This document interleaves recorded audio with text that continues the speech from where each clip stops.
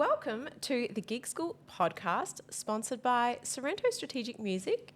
And today we have a very special guest. We have Adrian from Ajency. How are you? Good, how are you? I'm good. Thanks for having me. Oh. Thanks for coming in so early. Thank you for coming here. What time? It's not even 8 o'clock in the morning. I know. We're musicians, so we're like, oh. Yeah, I know. We're a bit baritone. That's right. It's all good. It'll get better the longer it goes on. Exactly. Well, yeah, thank you so much for coming on. No worries. Thanks for asking me. Yeah, just tell us a bit about yourself and what you do with your music. And also, I remember I saw your band like 20 years ago. Don't say that. At Metro's in Fremantle. Oh, wow. That's Do you really remember good. when you used to play there? Yeah. We did. We had a short little spell, but then they renovated and we moved over to the Newport. But yeah, that's... Or was it the Newport? Maybe Yeah, the it was the Newport, we had Newport, a nice actually. long- Sorry. Yeah. I think it was there. Yeah, so I started drums. I think was my third birthday present was a drum kit from my uncle. Oh. What I was doing at 3, I'm not sure. But ever since then, I've been hitting drums and did it all through school. And my first real band was Felix, and it's still going after 26 years this year. That's amazing. That's incredible. Yeah, we've had a really good run, and we've really just probably the last 2 years really hit a nice purple patch, and we've sort of been branching out with doing some festival runs and that type of thing. So we've sort of evolved over the years. We started off in the clubs, like I said, doing the residents every Wednesday, Thursday, Friday, Saturday. Back then it was good when we started. Everyone had the live scene was a lot bigger than what it was, and everyone was working a lot, and every venue had installed production and lighting guys, so it was really good. We were sort of spoiled, but we sort of evolved as the music scene changed and the dance era the DJ era took over, so we decided to get a sampler and go with the backing track thing, and now we're really embracing it, and we're finding ourselves on DJ heavy lineups at festivals, and it's been really cool. Oh, I love that. Yeah. I love how you mentioned there has been a shift. Yeah. Like, I remember 20 years ago when my friends would say, like, let's go and see Felix, it's Friday night, or whatever night it was. And it was like the thing you did was, let's go see a band. Yeah. And, I mean, it was a long time ago, but it also wasn't that long ago either. No, that's right. Well, that was the norm. Like you'd be really protective of the residencies you had. You know, like we did probably 10 years at Newport. We did 15 or 16 at Bar 120. The same at Paramount. But that's how it was. But now it's shifted. I guess it's probably good. It was good for us in a sense that we just got to spend regular time on stage, and we got really comfortable doing that. But I guess these days it probably leaves a little less stressful for the bands to rotate the replicas so often. Whereas now that you sort of rotate the night, so it's probably a little bit easier on the bands themselves. You know. When did you notice the DJ takeover? Well, when we were waiting for Foo Fighters to release a song so we could learn something new, it was like, shit, it's been a while. And it was like David Guetta was doing this, and Calvin Harris this, and Nicki Minaj. And it was like, shit, we're going to have to start jumping on board here, otherwise we're going to dry up. And by then, there'd already been a shift in the scene where a lot of the venues that were traditionally band venues were going with DJs. Yeah. So we decided to jump on board, and since then it's been part of it. It's been our 7th member, the sampler, so it gives us that broader spectrum. Well, we can still knock out all the rock stuff, but that DJ stuff isn't off limits either. And now we're really embracing it, and we're getting some really good traction with it. So I love that. You've got to, I mean, obviously to stay around for a quarter of a century. Don't say that. You've got to embrace this change, don't you? Right. Otherwise, look, I was going to see you. I'm old too. Yeah. I was going to watch you. Yeah. So just well done for doing that. Otherwise, you might not be here. No, thanks. Like the band might not be going if you hadn't pivoted and evolved and embraced the change instead of so many musicians complain about it. It's like, no, if you can't beat them. Well, the thing is as well, it got to a point where we're actually enjoying it. How do we incorporate this but still have a big, fat, dirty guitar sound and live drums? Yeah. And it just sort of enhances everything. And that's what I'm saying. Like now we've really gone to our guitarist is a producer as well, Reese, who does all our backing tracks, but he puts the basic backing tracks on steroids. Like a DJ would be pretty proud of it. So when you incorporate the live element, the live vocals, the guitar, the live drums, it really threw a big pops. It's good. So this is not like YouTube backing tracks and you're playing over No. the It's top not of it. karaoke version. We've got the proper stuff now, but no distant karaoke version because I still like use that a lot. But we've taken it to, we've refined it. Let's say. Yep. Amazing. And so, how have you've now booked bands as well? Yeah. So you were, just a drummer, and then you were a band, and now you book a whole group of bands. Like, how did that happen? There would be no agency if it wasn't for Felix, long story short. I think I never aspired to do that side of the music scene. I guess it all stemmed from just having really strong relationships with the venues that we work with, the owners and the management, I guess. Whereas when we needed a night off from our residencies, that instead of going to our agent, they'd ask us for advice, and we just put in who we thought would best suit the venue at that time. And that sort of that's basically, just continued on. And it's gotten to a point where we've sort of left the club scene as we have. We fell into the corporate scene, and now we're doing this other thing. But yeah, I guess I just give them who I think would work for that particular venue. And as you know, every venue's different. Just give them my honest opinion. I've got really great relationships with the bands around town and all the musicians. So I just put in who, and they all blossom and they do really well, and they make me look like a legend, to be honest. So it's none of me, it's just my friends are really talented. Well, also I guess you have standards. Well, that's the thing, and I guess as well, I'll just be very honest. I'd say, look, I've worked with this band, they're great, they do this particular thing very well. If you want them, go for them. This band, they're available. I haven't seen them live, but if you want to check them out, here's their links and all the rest of it. And I'll try and do as much investigating as I can, but for me, I just need to be very honest. That's the only thing, because at the end of the day, it's my integrity, I guess, that if I put someone in just for the sake of a little commission, it's not worth it. It reflects back badly on you if they don't deliver. Yeah, 100%. Yeah. Well, there's a few things to pull out from that. I guess the fact that your band was so successful, obviously a lot of hard work, commitment, dedication, that your band shone, and then people wanted your band and you can only be in one place at a time. Yeah. So then another thing, you had very good relationships with other musicians and also the venues, and that's how you became that middleman go-to person. Because, not everybody can have a band that lasts a quarter of a century. Look, I am very fortunate to be in the position I'm in. But it's a lot of hard work and... I think people skills. I think as well, and managing people's lives. At the end of the day, we're in our 20s. We no commitments, no kids, no mortgages, no day jobs. So it was easy then. So then I guess life took its natural course with a lot of us, and we're getting pulled left, right, and centre. And we are now. So we're actually fortunate that 26 years has given us a bit of a name where we can sort of not pick and choose, but we could just be a little bit more strategic on what we do commit to. So at least that way, everyone has got their own life outside of the band, and it works. It seems to.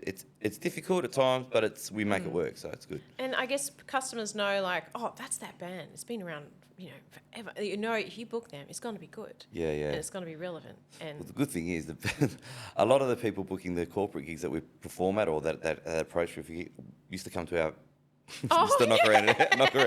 They used to come at our and old see residencies. So back in the day. That little awkward conversation's already sorted. But it's you good. Must get the I used to come and watch you at the Newport. Do you still do those songs? No, we don't do those. It's been 20 years. Exactly.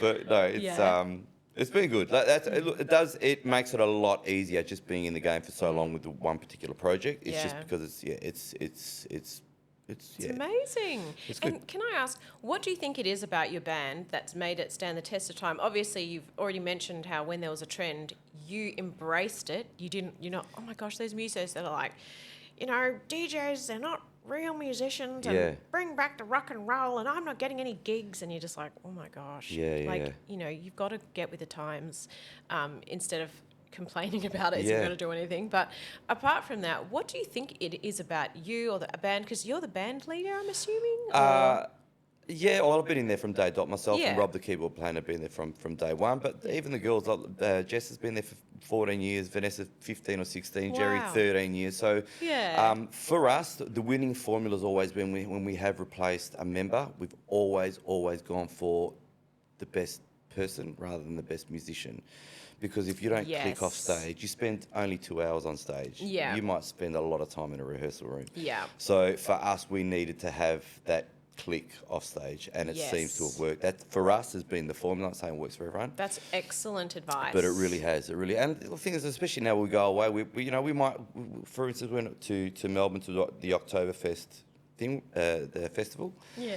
We're on stage for an hour. We spent 4 days there. We had a ball. Yeah, of And, course. and a lot of our socialising stems from the band. So it's Yeah. that for us has been huge. Yeah. We've always taken the best person. I love that. And Yeah. what about in terms of work ethic? Like, do you guys I don't know, are you really obsessed? Do you just, did you particularly work harder than other bands, or that, fizzled out? Yeah, I'm not sure. I think our whole thing was, well, we've done this for a long time. If we're going to keep doing that, the work's going to dry up. We just need to do something different.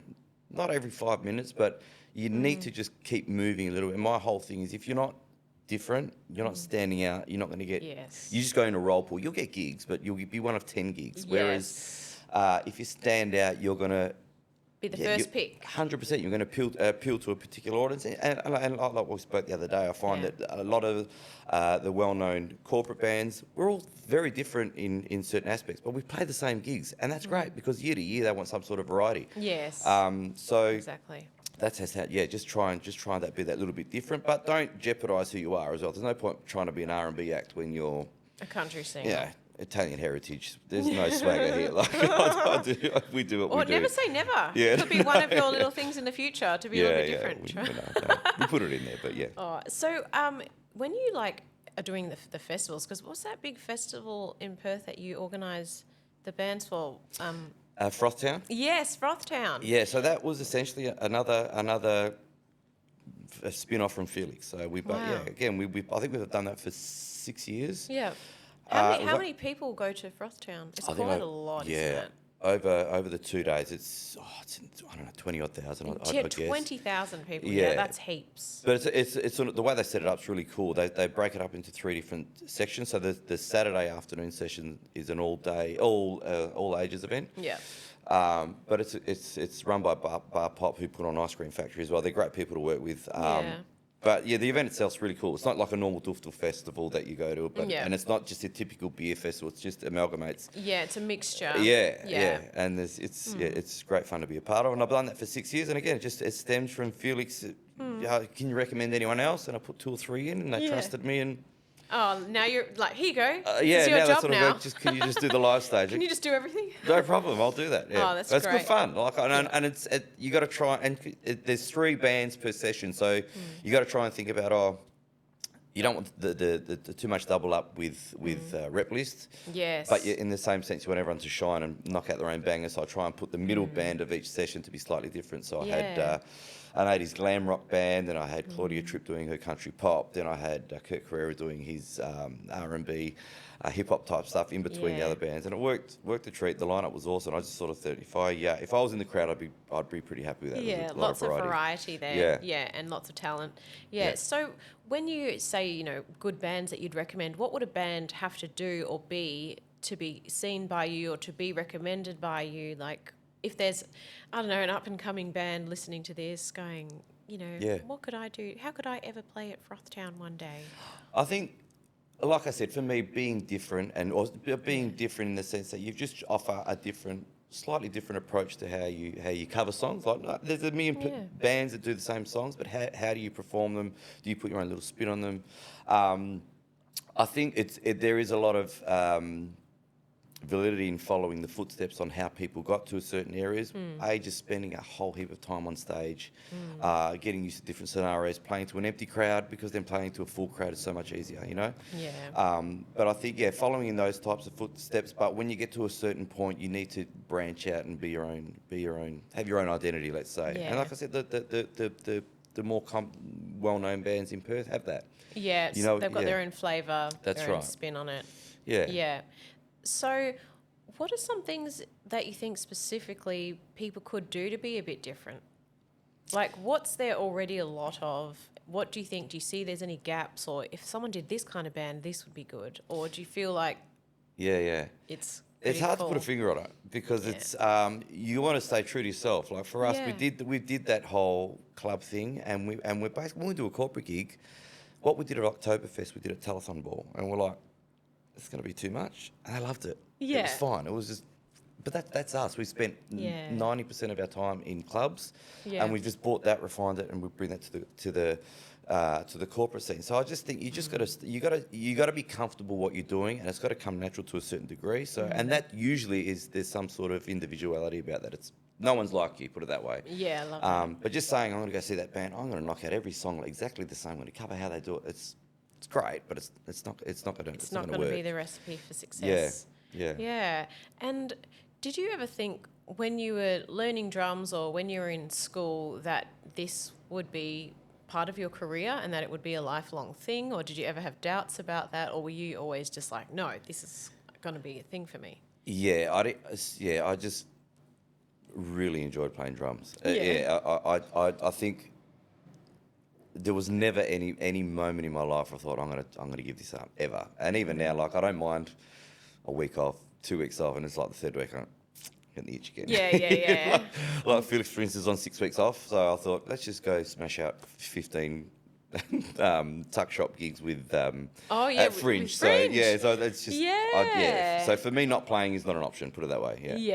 Yeah. But the variety's great at the moment, so it's good. Yeah. And if there's an up-and-coming drummer, because I'm sure there's drummers that question, because you need other people. Like, it's not like you can just go and play by yourself. No. Like a singer, guitarist or a singer, pianist. What advice would you have for someone who is a drummer thinking, I wish I could make this, like, an income, like, how can I make this happen? Well, put it this way. Felix came from a music school, and there's a lot of them around town, and I assume they'd have similar type programs. We stemmed out of West End Music Academy on Main Street, where essentially it was just a music school. But what Nunzio does, who's still at the helm, he partners you up with certain other musos of similar level. And then you just get to jam with other musos. And you get to a certain point where you might be ready to gig, and that's where I come in and can open some doors where others might not. But I think jamming with other musos is where the magic happens. It's all good. It's all, you need to learn your chops and learn your craft and all the rest of it. But when you start to lock in with another muso, that's where it all happens. That's when you think, oh, okay, this is pretty cool. Yeah.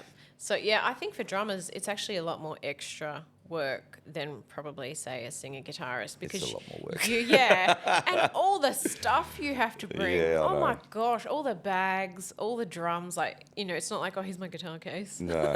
I've got this new trolley, though, so I can do it in one trip. But as soon as there's stairs, that throws it out of the way. Oh, yeah. It's so much. Yeah. Well, I just want to say thank you so much for your service to Perth, really. Oh, my God, no, thank you. It's amazing what you've built. No, look, it is.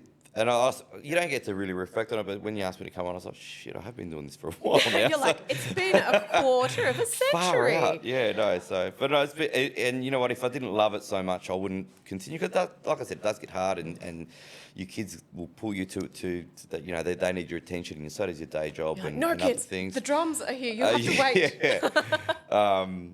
But no, if I didn't have a passion for it. The beauty of it is as well, Mel, my wife, was the original singer in Felix, and we ended up getting married. Oh, so that's how you met the love of your life in your band. That's right, yeah. But so she's in Atomic, so she gigs more than me. Yeah. So we there's certain weeks we'll just like high five at the door. Where you at tonight? Oh, I'm here. Where you at? Yeah, cool. See you tomorrow. Who's looking after kids? I don't know. That's right. My mum will have them. Your sister will have them. So, but it's that part of it's been. I've been lucky that I've had a very understanding partner who's right in the thick of it more than me. Who gets it? Absolutely, yeah. So that's made it easy. But it's good because we both share the same passion. We've got the same circle of friends. So it's beautiful, and good. This is very inspiring. If you think about a young drummer in school or high school or even uni who's listening to this right now, they'd be like, wow, if that guy can do it, then maybe I can stick at this. Because surely a lot of parents would be like, you need to get a proper job and you need to, put the drums away. That was just meant to be a hobby. No, it was true. Look, the thing is as well, like, I've run the music thing side by side with my day job. I haven't done one without the other. So beautiful. It's worked up to now. I'm pretty sure I've managed it quite well. But like I said, we're just in a lucky position now that we can be a little bit more strategic on what gigs we take. We don't get overloaded, so it's not a burden on anyone. And like I said, we've had members for 15 plus years, 5 of us. It's been great. been good. Oh, well, massive congrats. I hope that on your drive to your day job after this, that you do get to reflect on it and think like, I've done a pretty damn amazing thing for Yes, thanks 25 years or 26 years. And probably forever. Will you Yeah. ever give it up? No. There you No. go. Well, like I said, if Felix fizzles out, and I remember we dropped back a little bit because everyone had their day gigs, and I was like, geez, I need that extra night during the week. So I just knocked up another little side hustle called EMA. Great little band. Oh, great. And we do a couple of nights a week at the Universal Bar, a month at the Universal Bar. Oh, And that's, like I perfect. said, it's just, I'll never stop playing. Yeah. It's just it's in my blood, I guess. Yeah. Oh, well, thank you so much. Thank you so much for coming today. Thanks for having me. Really appreciate it.